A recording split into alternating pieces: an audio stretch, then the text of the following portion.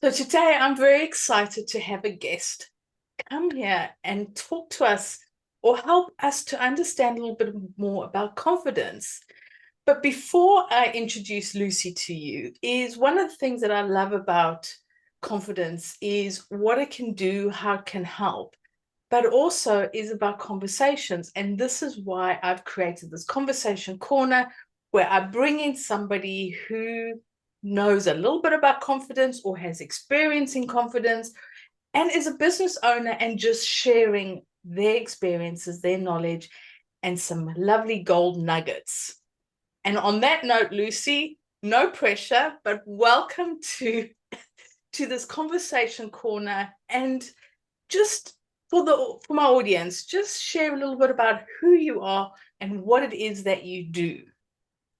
So I am many things in my life. I'm a woman, I have my own business, I'm a wife, a mother, daughter, sister, friend, all those, roles that we have. And in my work life, what I do is I work as a style coach. And that is very much connected to confidence, Natalie, I think, as you know. So as a style coach, I say that I style from the inside out. So I am working with people on what they're wearing and how they're presenting themselves on the outside, but making sure that that is connected and expressing the inside. So really getting to know the person so that it's not a formula of dress like the ABC, but more who are you? What's your life like? What's your colouring? What's your body? And we put it all together and then create a wardrobe and clothing that's authentic. And then people can go confidently around about their life without worrying about that as a distraction, because it's something that we have to do every day, isn't it? Generally, I mean, we're both dressed today for this interview. So it's not something we can avoid. So I think if we can use it as a tool to work with us and for us, then that it brings a confidence with it in itself. So that's really what I do for my work. And of course, we've known each other for a good many years. I think we even met before the pandemic, face to face, networking.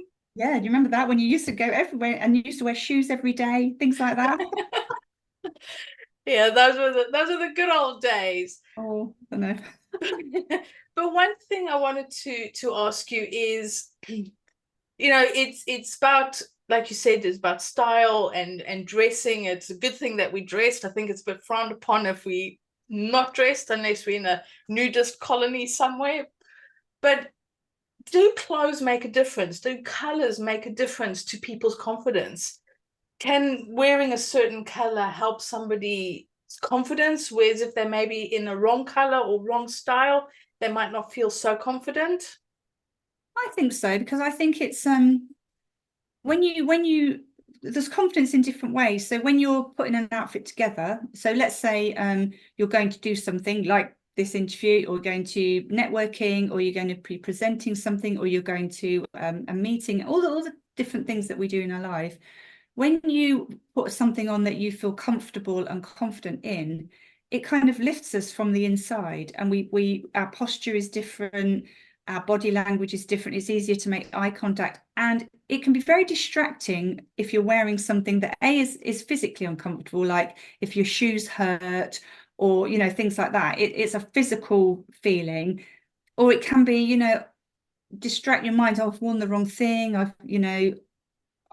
thought it was this kind of event and it's that kind of event, and things like that. But when you're so comfortable in what you're wearing and it's expressing you, you kind of get dressed, it lifts you, and you go about your day without worrying about it so much. And I think the colours can kind of, we can use the colours to match our mood as well, can't we? So if we're feeling, like we need, where perhaps we've not been very well or something, we need a bit of a pick me up, there might be certain colours that when you wear them, they lift you and pick you up. And I think we react to colours as well. Colour is a very magical part, I think, of the work that I do.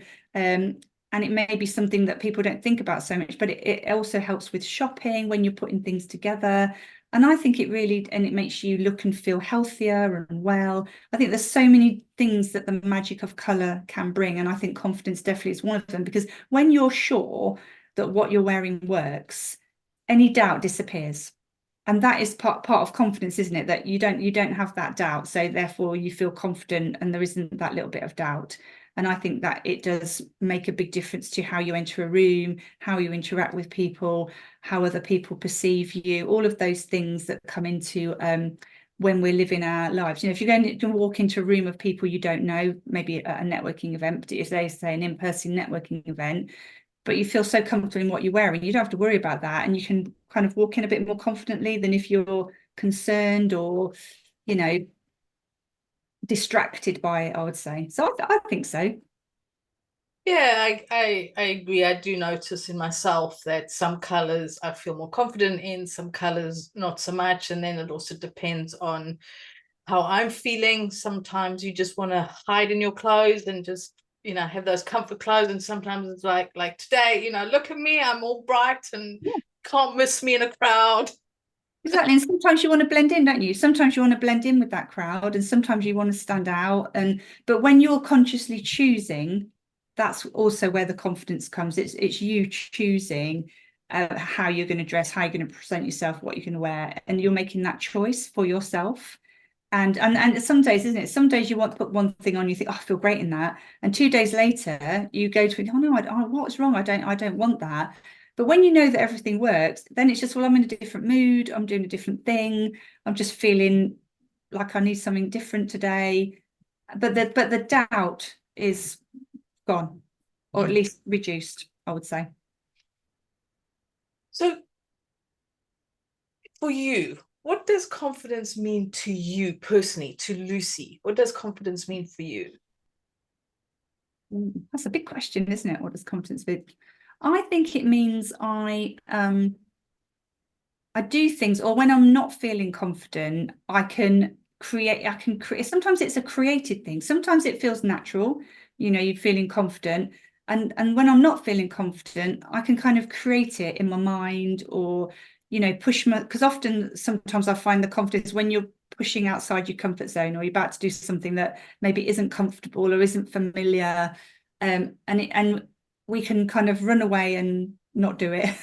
Because we don't feel confident, go, I'm not just going to avoid it. Or we can kind of, get ourselves ready mentally, physically, and take a deep breath and jump in. And I think that confidence of like keeping jumping in, even if it's little ways, bigger ways, and kind of doing things even though they feel uncomfortable, and then your confidence grows, isn't it? So for instance, when you start doing something that you've not done before, it's like you don't know how to do it, you're getting it all wrong, and it feels like everyone else knows what they're doing, and then gradually you practice, and suddenly it's second nature, and you can't even believe you used to worry about it. But that's making your confidence grow, is it, by kind of dipping your toe outside that comfort zone and what's comfortable, and then, oh yeah, I did that, and then but I think sometimes it is the mind, it's what's going on in your mind and what we tell ourselves, and just pushing through and saying, okay, I don't feel that confident in this, and that is okay. I don't feel confident in myself, and that's perfectly fine. That doesn't mean I can't do it or I don't want to do it. So I think sometimes it's a created thing, sometimes it comes naturally, but as we grow, it becomes more natural, I guess, in certain things. And then we do something else, think, oh no, I don't know how to do that. And it kind of, the process starts again. So I don't know if it's something that maybe some people have, but where it's like, oh yeah, I'm so confident now that I could do anything without ever having discomfort. I don't think so. I think that's more bordering on the arrogance as opposed to actual confidence. Yeah, But maybe.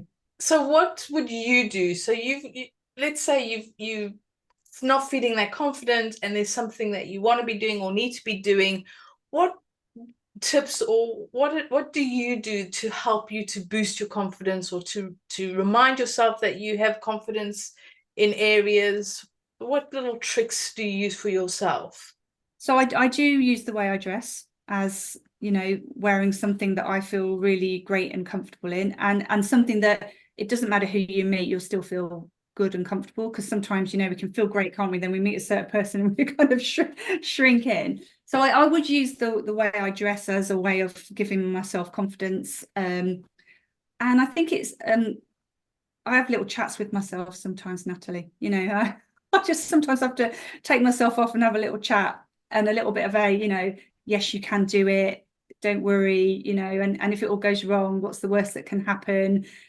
these kind of conversations. So I think it is a mix of this outside and inside experience of and sometimes it's just like taking a deep breath and jumping in. I think just like, okay, I'm just going to do it and take a deep breath and go, depending on what it is, of course. But and then sometimes maybe it is saying, well, no, I actually don't want to do it, but making a powerful choice over whether you do it. So not so much I don't want to do it because I want to avoid it and run away, but more is actually it's not something that's really something I want to do, but you're making that choice consciously and confidently, because saying no can be as uncomfortable as saying yes, can't it, to things, Definitely. And sometimes the confidence to say no is harder than saying yes. Yes is almost like when you say yes, it can sometimes be just to please somebody, even though your brain's going, no, no, no, no, and your mouth goes, yes, I'll do it. And you go, what did I say that for? Yeah, but I noticed for me, I've when I look back, people have said, do you want to do such and such? And I've said yes without thought. And then it's taken, and then I have to go, and it's taken me on very different paths and different places that perhaps I wouldn't have expected. And I think I didn't used to think of myself as very confident. And then I remember one day thinking, I don't think I'm very confident. Then I looked back to some of the things I'd done in my life and I thought, would a person with no confidence have done those things?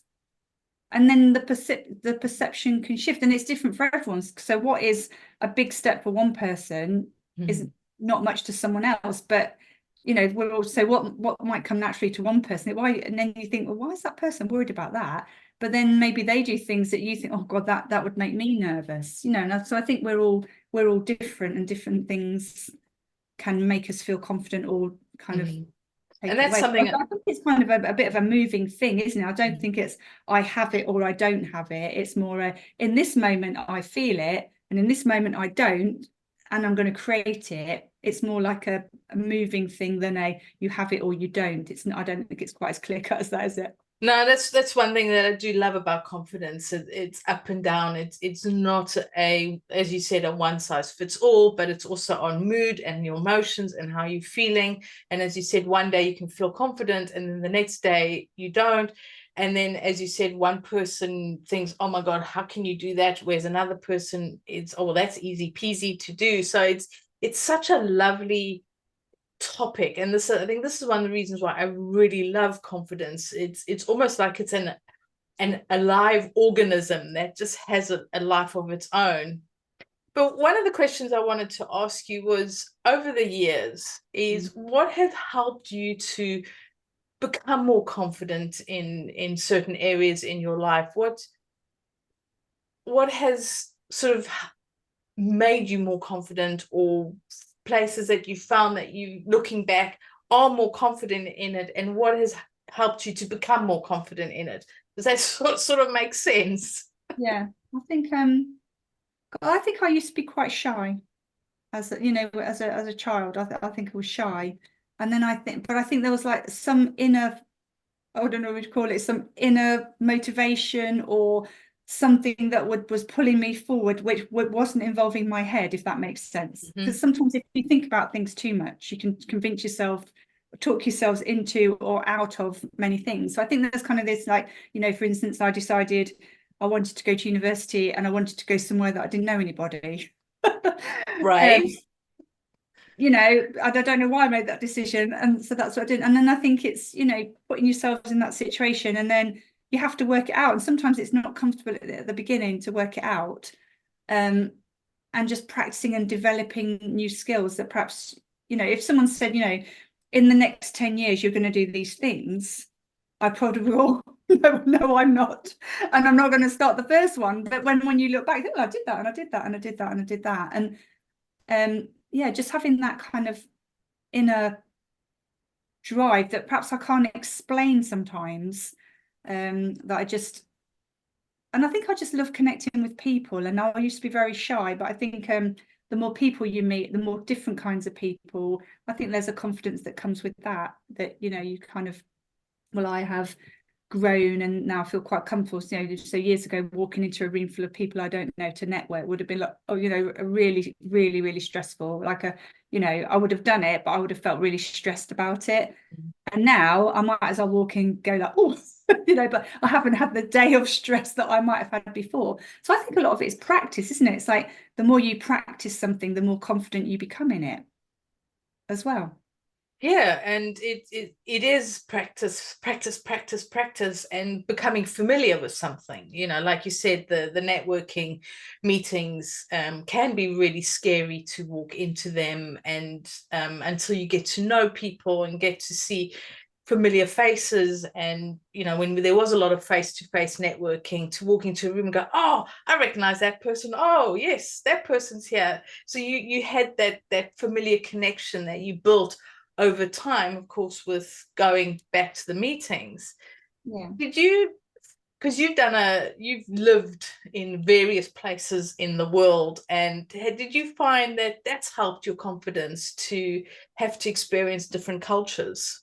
Oh God, yeah. So I think it's when we first moved abroad and we moved to Hong Kong, and I was so excited to go. I was really excited, and then I really crashed when I got there because I didn't know. I knew my husband, but he was at work, and I didn't know anyone. It wasn't a culture that I was, I'd never been to Asia before, and there was a lot of like, okay, I've just got to take a deep breath and go, and really, and it's kind of like these moments are sink or swim, aren't they? There is nobody to help you. There is nobody. You can't walk into a coffee shop and know someone. You can't go around and see your mum. You can't go and see because they're not there. They're 6,000 miles away.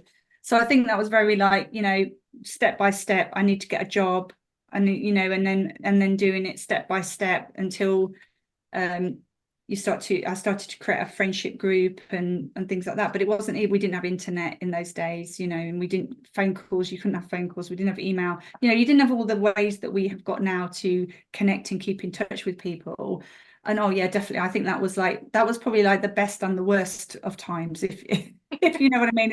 It was really tough, but I learned a lot, and I had to pull myself up from my bootstraps, as they say, to really make something of that, because I crashed. I was like, oh, I was so excited, and then suddenly the reality was, there wasn't someone greeting you to show you everything and show you around and pull you into a friendship group. I had to create that myself. But having to create that yourself, I mean, that must have just really helped you to build your confidence, because like you said, it's sink or swim, or pull yourself up by your bootstraps. I love these phrases that the English have. We But don't have bootstraps anymore, do we? I don't even know what bootstraps are, but yeah. it's just the visual of these sayings. But the thing is, have you found that that's helped you in moving forward in your life and making decisions, and just helping you to be where you are right now, is having had these different experiences? Definitely. It's almost like, when you're about to do something that makes you nervous or you don't feel confident, you can look back, or I can look back and say, oh, well, I did that and I did that, so therefore I can do this. So you're almost like building up a library of situations where I've gone outside my comfort zone and it's turned out okay.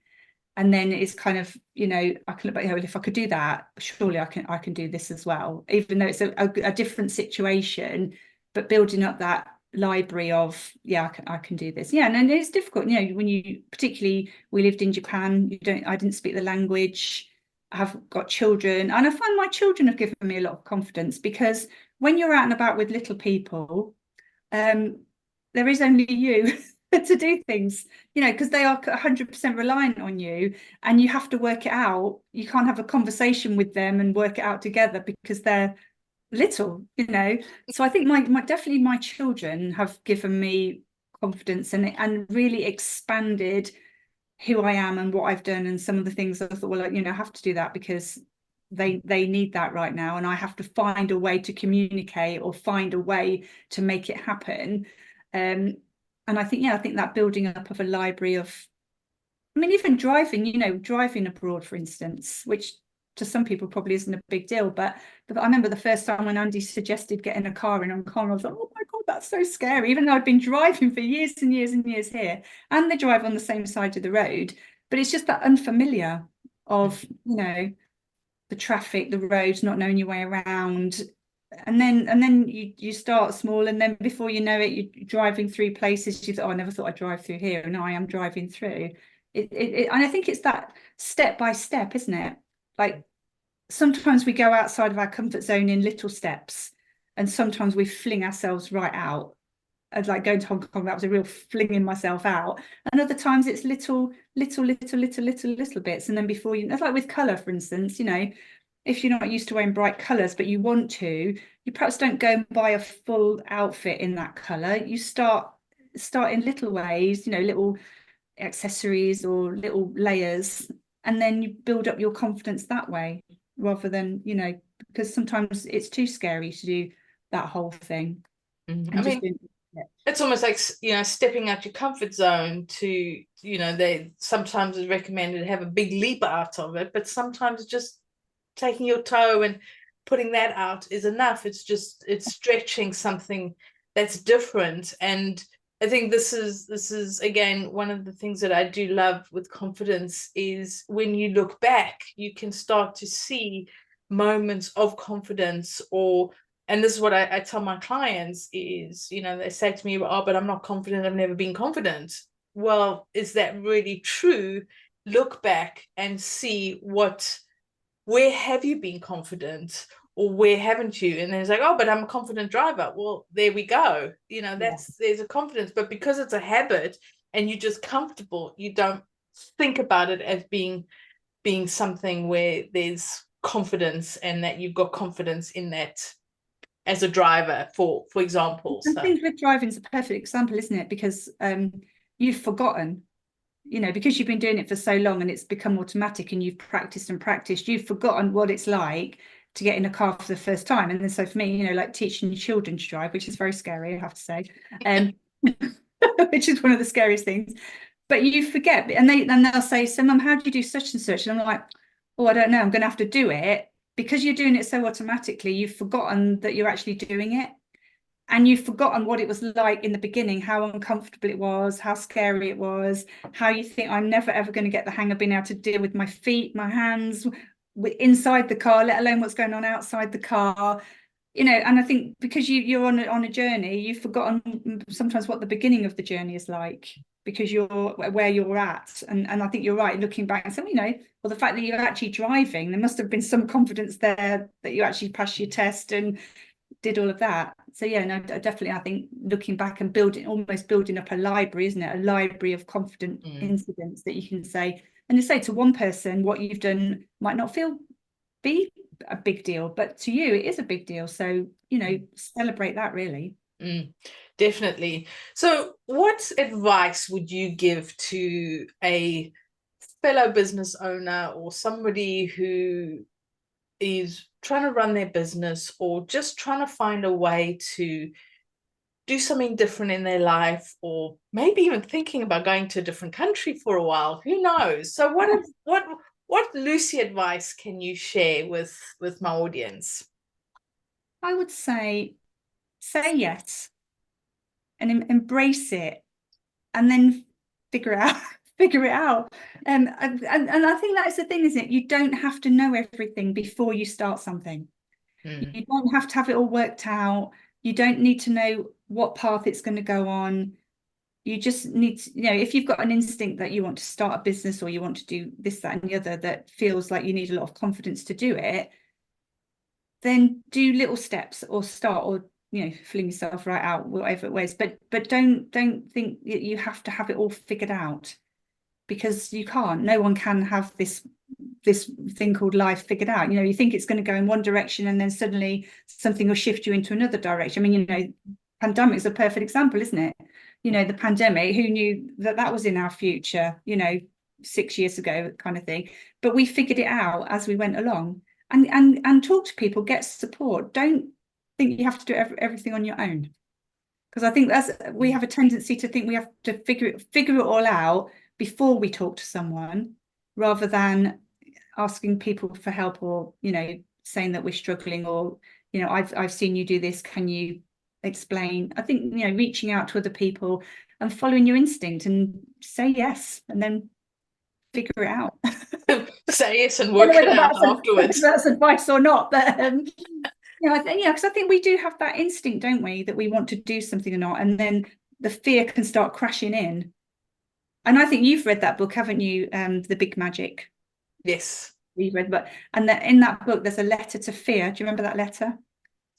Vaguely, I think I need to Yeah, reread the there's a book. letter to fear saying, I know that you will always. They're like going on a journey. She said, I know you'll be always with me, but you're never going to be in control. You're never even going to be able to choose the radio station. But realizing that fear is something that goes along with us, but that doesn't have to be the thing that's in control. But And acknowledging that it's there, but not letting it be the thing that stops us.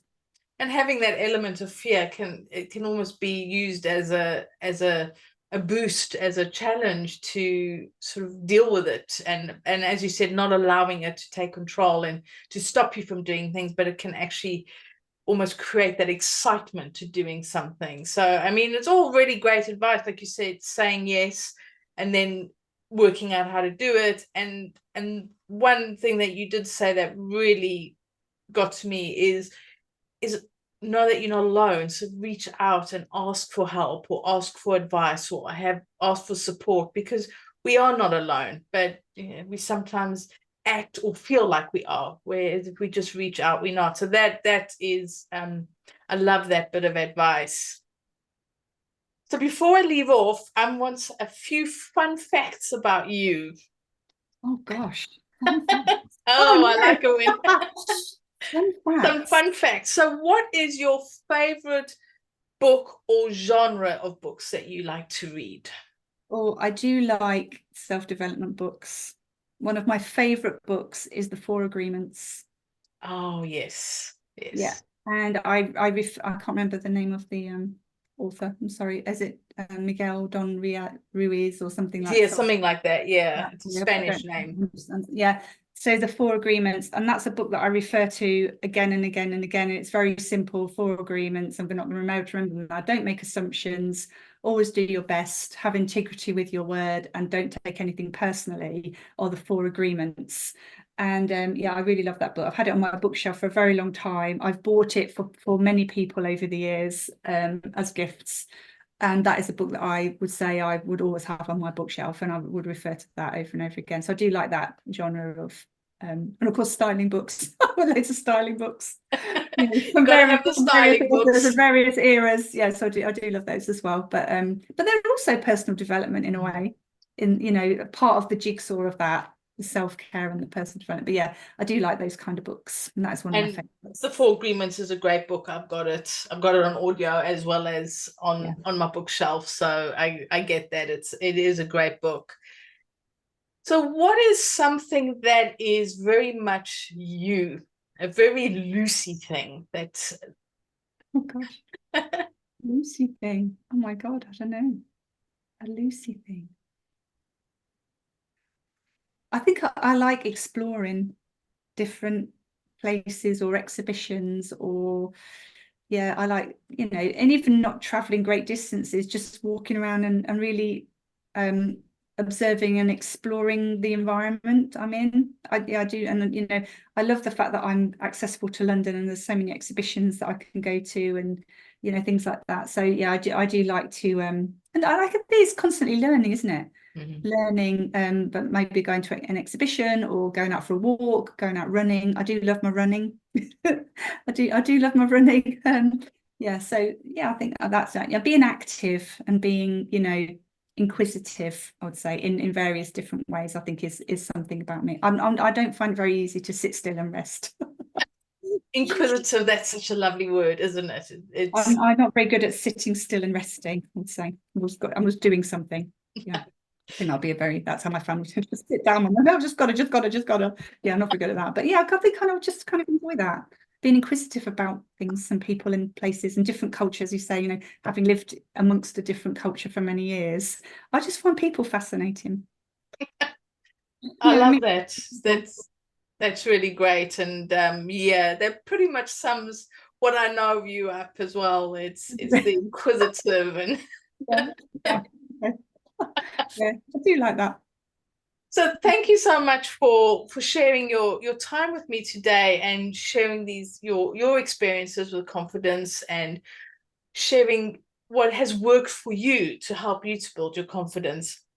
So where can people find you if they want to have a conversation with you or pick your brain or whatever? Yeah, so I am on LinkedIn and Facebook. If you just put in Lucy Barrett Style Coach, you'll find me there. I also have a website, which is lucybarrettstylecoach.co.uk. So Thank you. you can And contact me through there. I will put the links in the comment section. So thank you so much for sharing your time with me. And has this helped you? Have you had some questions answered, or has this got you thinking? Is there an opportunity that you can say yes to and then work it out afterwards, as some advice that Lucy has shared with us? I'd love to know your thoughts around confidence and what your experiences are with confidence. And until the next time, I'll talk to you soon. Bye.